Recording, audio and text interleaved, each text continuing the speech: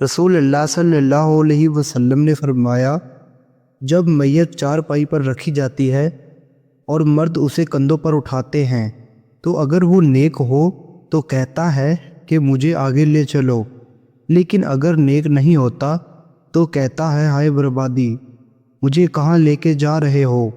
اس آواز کو انسان کے سوا تمام مخلوق خدا سنتی ہے۔ اگر انسان کہیں سن پائے تو بے ہوش ہو جائے۔ صحیح بخاری حدیث نمبر 1314۔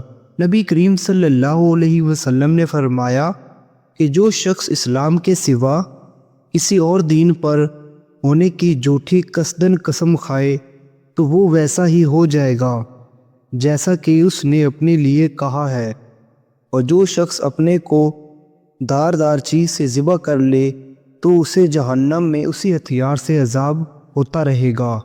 صحیح بخاری 1363۔